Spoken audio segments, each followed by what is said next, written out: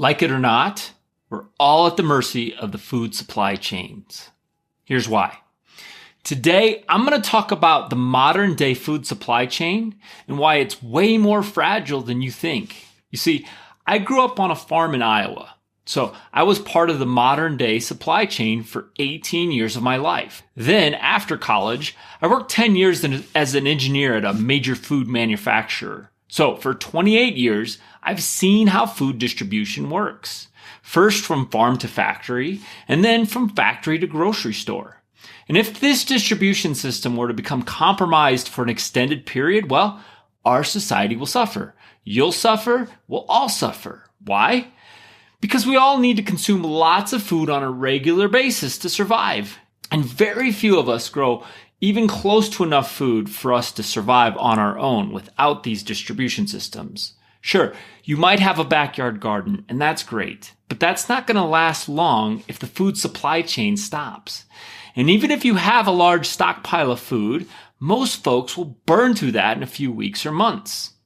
Hey, I'm Jack, and I'm a co-founder of SkilledSurvival.com and TheResilientLife.com, and I've been posting my tips, tricks, strategies, gear review, all things related to survival and preparedness online since 2013.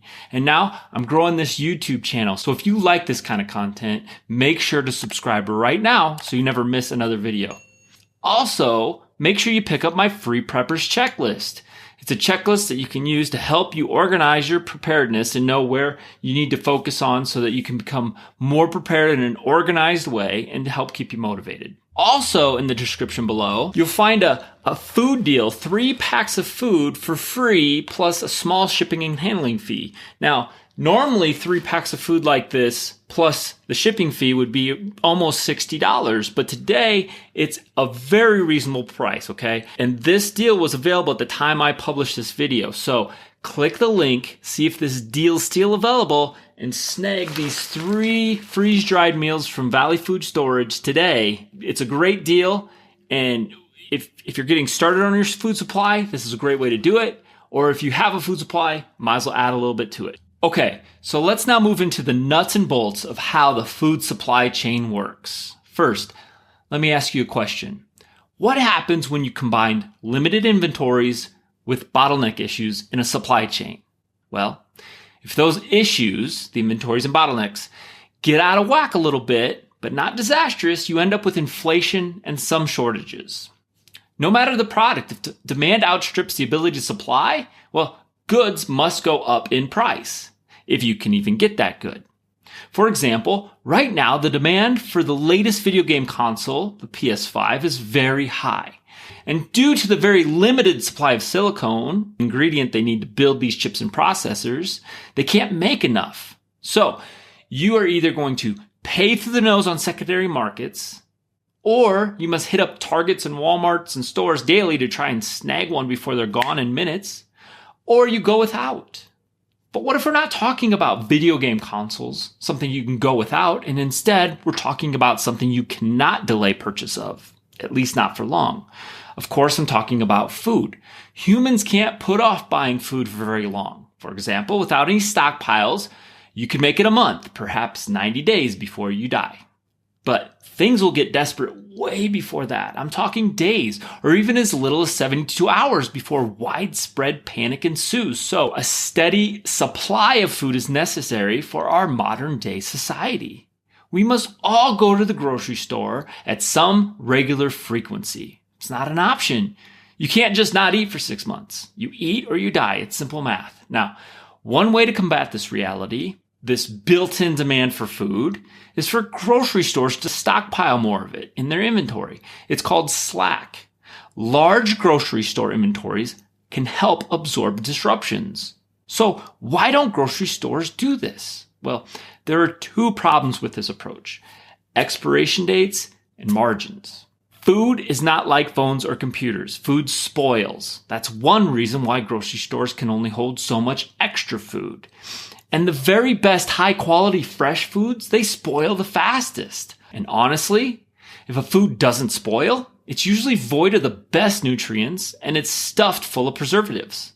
The one big exception, in my opinion, is freeze-dried foods. These meals can be fairly nutritious and are shelf stable for decades, but grocery stores don't tend to sell those. Especially survival food vendors focus on those because it's expensive to freeze dry foods and fresh foods do taste better. So they tend to leave the freeze-dried meals for folks who are into preparedness like you and me, not for the masses. Sure, grocery stores sell rice and pasta, and these are dried grains, and you can buy those and stockpile them. But they're just simple carbs. They're easy calories. They're void of the essential vitamins and proteins your body needs over the long haul. Freeze-dried food meals, they tend to have some of those veggies and nutrients in their meals. But the bottom line is, because most foods expire, grocery stores cannot keep large inventories just in case. If they did, they'd risk much of it becoming waste during normal operations. And spoilage is bad for business.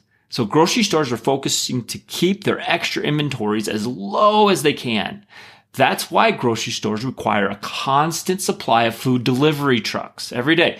Trucks full of food come to the back of your grocery stores to unload. Next up is margins. The other problem with a grocery store trying to increase their on-site inventories is that it goes against capitalism's just-in-time, high-efficiency, maximum profits business approach. You see, carrying extra inventories is expensive, especially for large grocery store chains.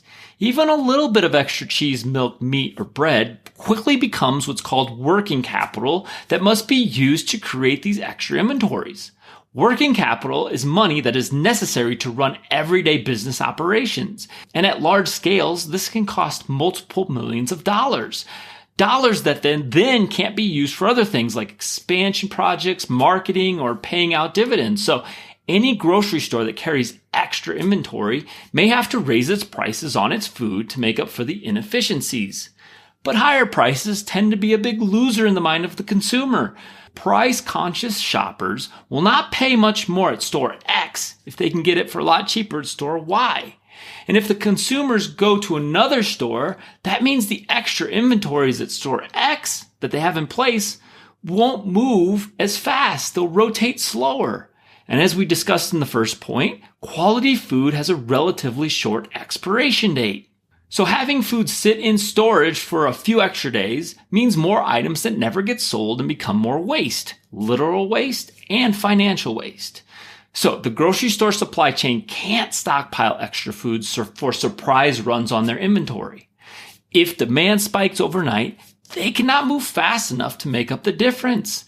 For these two reasons, grocery stores are extremely fragile. They're not resilient. Yet society acts as if they will always be fully stocked because day in and day out, over our lifetimes, that's what's been our collective experience. But what if supplies dried up for a longer period than just a few days? What if grocery store shelves were limited for weeks? Well, then grocery stores will get squeezed from both ends at the same time, the supply and the demand. Why? Because empty shelves create panic. So when panic ensues, demand will spike because of supply constraints. So what are some of the events that could cause a massive supply side food disruption? Well, there are two main potential bottlenecks that could crush a supply chain: production and delivery. So if farms are not able to produce the same yields due to droughts or topsoil erosion or whatnot, then less food would be available and then prices would rise. This would likely be a slow crisis. I can't think of many disasters that would stop all food production at all farms all at the same time, unless an asteroid hit or we saw like a nuclear winter, okay? Possible? Yes. Likely? Probably not. Who knows? But the other bottleneck is delivery of these foods. I'm talking about trucks and truckers. How could this delivery system fail? Well, how about a massive EMP that fries the onboard computers of most trains and trucks in an instant? Or perhaps a supermassive volcanic explosion where ash would get into many of the truck air intakes and ruin their engines. Or perhaps nuclear war would force many truckers to hunker down and avoid driving through areas contaminated with nuclear fallout.